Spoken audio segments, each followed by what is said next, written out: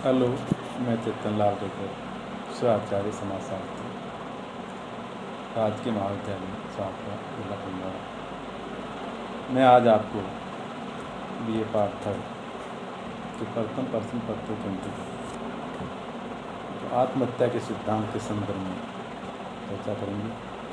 जैसा कि मैंने पूर्व के जो कालांश वीडियो में मैंने आत्महत्या के प्रकारों के बारे में चर्चा की थी, उसमें से जो आत्महत्या के 4 प्रकार जो तुमने बताया, उसमें अहमवादी और प्रार्थवादी आत्महत्या के संदर्भ में हम चर्चा कर चुके हैं।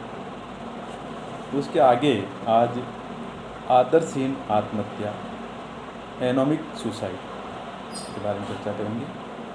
इस प्रकार की आत्महत्या किसे कहते हैं।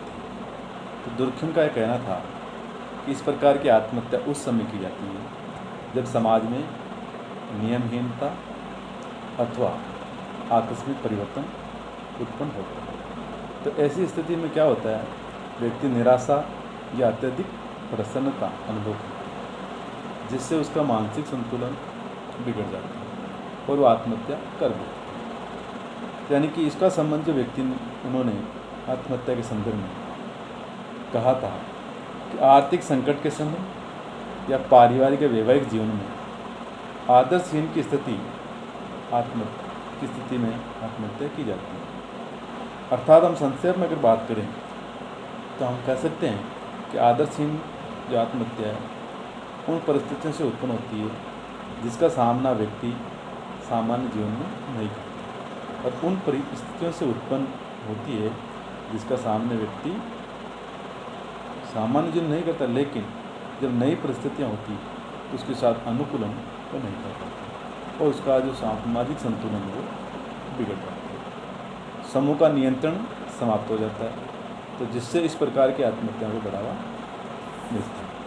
आदर्शहीन आत्महत्या को समझाने की दृष्टि से दुर्खिम ने बताया भी है कि सामाजिक नियमों का जो प्रभाव कमज़ोर पड़ जाता है, लोग मनमाने ढंग से अपनी आवश्यकताओं की पूर्ति करने लगते हैं, तब समाज में अव्यवस्था फैलती है और आर्थिक अन्य प्रकार के संकट सामाजिक नियंत्रण की शीतलता के लिए उत्तरदायी।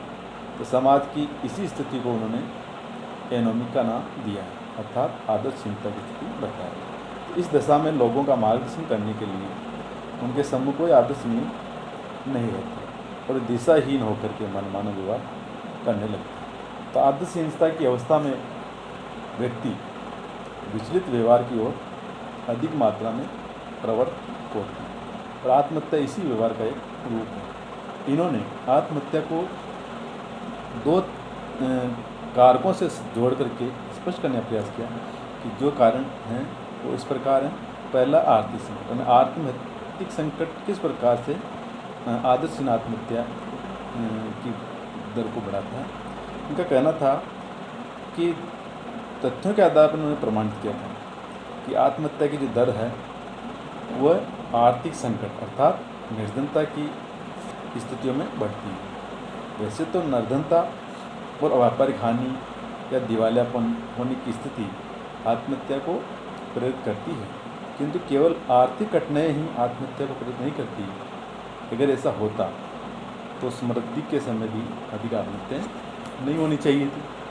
तुर्की ने फ्रांस और क्रोएशिया का उदाहरण देकर भी बताया था कि वहाँ राजनीतिक और आर्थिक प्रगति के समय भी आत्महत्या की दर बढ़ गई। यानी अधिक विपन्नता और अधिक संपन्नता दोनों स्थितियों में सामान्य नहीं होती, लोग आदर्श भुला दी जाते हैं, नियमहीनता की स्थिति पैदा होती है। तो कहने का तात्पर्य ये जो दोनों स्थितियाँ से व्यक्ति जब अनुकूल नहीं कर पाता तब भी इस तरह की आत्महत्याएँ बढ़ती हैं। इसी प्रकार दूसरा जो कारक है जिसके कारण भी समाज में आदर्शहीनता की स्थिति उत्पन्न होती है और व्यक्ति आत्महत्या की ओर प्रवृत्त होते हैं, वह है वैवाहिक जीवन। यानी वैवाहिक जीवन और आदर्शहीन आत्महत्या का भी उन्होंने संबंध रखा था। उनका कहना है कि आर्थिक और औद्योगिक क्षेत्र में आदर्शहीन अवस्था दिखाई नहीं देती, वरन वैवाहिक जीवन में दिखाई देती है। तो वैधव्य संकटपूर्ण दशा है ये।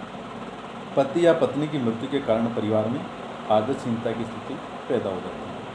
विधवा या विधु जो नई परिस्थितियों से अनुकूल नहीं कर पाता तो उसको फिर आत्महत्या का मार्ग वह अपना लेता है। तो इस कारण से नहीं कि वह परित्याग विवाह इच्छित आत्महत्या कारण है, वास्तव में असंतुलित पारिवारिक जीवन ही इसका एक कारण है। तो कहने का तात्पर्य, वैवाहिक जब नियंत्रण समाप्त हो जाता है तो तलाक के कारण पृथक होने के बजाय व्यक्ति आत्महत्या का चयन कर लेता है। इस प्रकार वैवाहिक जीवन और आर्थिक संकट दोनों ही आदर्श इन आत्महत्या को के कारण में शामिल होता है। चौथे प्रकार की जो आत्महत्या थी, जो अंतिम है, वो है घातक आत्महत्या। तो घातक आत्महत्या के अंतर्गत दुर्खिम ने कहा था कि इस प्रकार की आत्महत्या के लिए उत्तरदायी वह है अत्यधिक नियंत्रण, आदर्शवादिता और कठोर नियम आदि होते हैं, जिससे भी व्यक्ति तंग आकर के वो ऐसे जीवन से जिसमें अत्यधिक नियंत्रण या कठोर नियम की स्थिति हो, तो उससे स्वतंत्र होने की इच्छा से व्यक्ति सुसाइड कर लेता है। इसके कुछ उदाहरण उन्होंने बताया।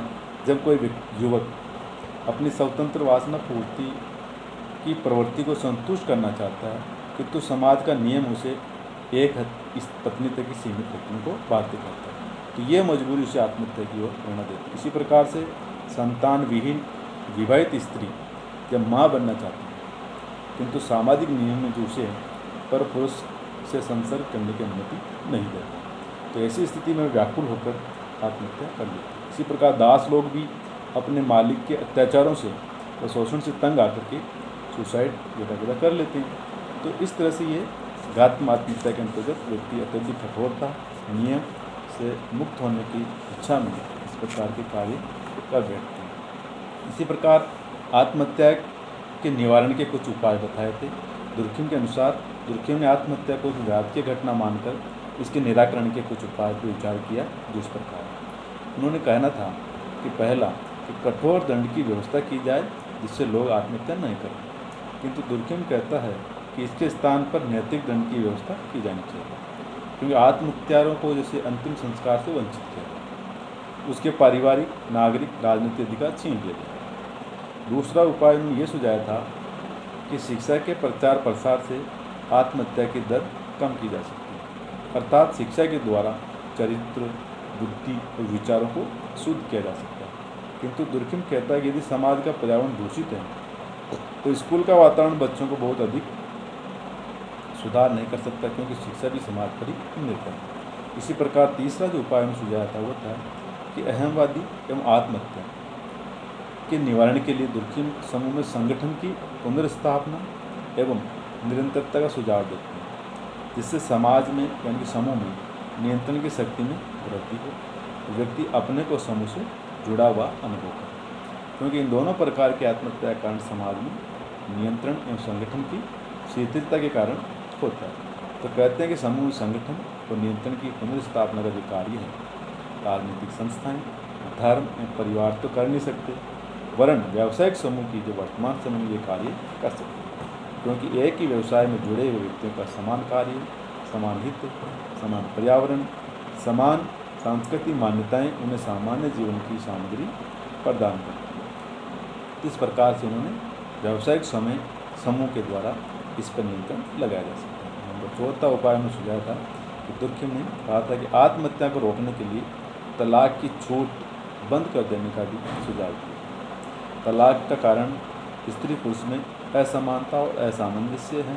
इसे रोकने के लिए स्त्री पुरुषों को समान रूप से सामाजिक कार्यों में भाग लेने देना चाहिए। चौथा और पांचवा बताया उन्होंने कि आधुनिक युग में जो आत्महत्या में वृद्धि का एक कारण व्यक्ति की इच्छाओं की असीमित वृद्धि तथा नैतिक पतन। अतः आत्महत्या को रोकने के लिए इच्छाओं को सीमित किया जाए एवं नैतिकता में वृद्धि की जाए। वर्तमान में राज्य का कार्य क्षेत्र और नियंत्रण बढ़ गया है, तो उसका नियंत्रण भी औपचारिक है। तो वर्तमान में समाज का दबाव कम हुआ और व्यक्ति का मनोबल गिरा, तो राज्य व्यक्तियों के पारस्परिक संबंधों को संगठित करने में असफल है।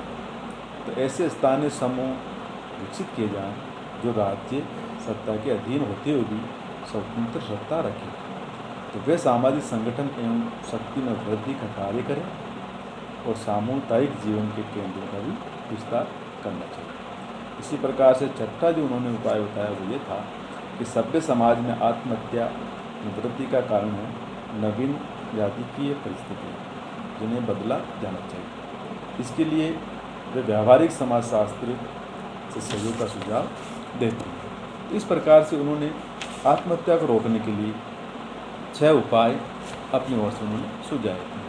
फिर भी उनके सिद्धांतों की लेकर के आलोचना हुई है, और आलोचना जिस प्रकार से हुई उस प्रकार से लोगों का ये कहना था कि आत्महत्या जैसी पहली आलोचना जो हुई थी वो इस प्रकार थी कि आत्महत्या जैसी घटनाओं की व्याख्या आंकड़ों के आधार पर करना उतना सरल प्रतीत नहीं होता जितना दुर्खिम ने किया।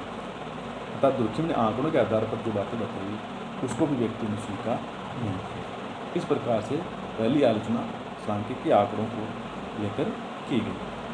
दूसरी आलोचना ये थी कि दुर्खिम का यह कहना था कि आदिम मनुष्य की तुलना में आधुनिक मानव में आत्महत्या की प्रवृत्ति अधिक होती है। तो जो आलोचकों का कहना था कि तथ्यों के आकलन के आधार पर दुर्खिम की विपरीत यह बात कही गई कि आत्महत्या की प्रवृत्ति आधुनिक मनुष्य की तुलना में आदिम मनुष्य में अधिक। इसी प्रकार दुर्खिम ने आत्महत्या के कारणों में व्यक्ति कारणों की तो उपेक्षा की और सामाजिक कारणों को अत्यधिक महत्व दिया, जो कि ये गलत है। इसके संदर्भ में भी आलोचक कहते थे कि आत्महत्या के सिद्धांत में दुर्खिम ने व्यक्तिगत प्रेरणा और सांस्कृतिक कारकों को कोई महत्व नहीं दिया जो व्यक्ति को आत्महत्या के लिए प्रेरित करती है। तो इसके सामाजिक कारण को उत्तरदायी मानने के पीछे जो कारण बताया उसका भी जो व्यक्तियों ने विरोध किया।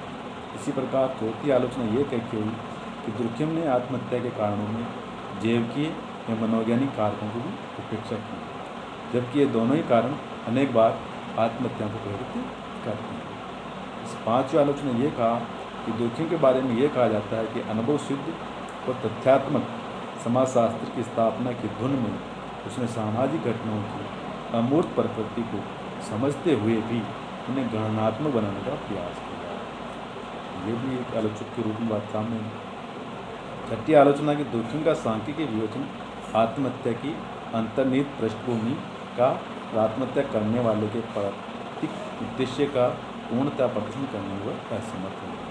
तो अंतिम आलोचना हुई थी कि दुर्खिम ने विषय वस्तु की विवेचना में अपने समूहवाद और समाजशास्त्रवाद को ही सिद्ध करने का प्रयास किया, परंतु फिर भी इन सब आलोचनाओं के बावजूद भी हम ये इनकार नहीं कर सकते कि दुर्खिम की जो ये कृति थी समाजशास्त्री साहित्य में एक अनुपम भेंट थी। इस प्रकार ये आत्महत्या का सिद्धांत का जो अध्याय है समाप्त होता है।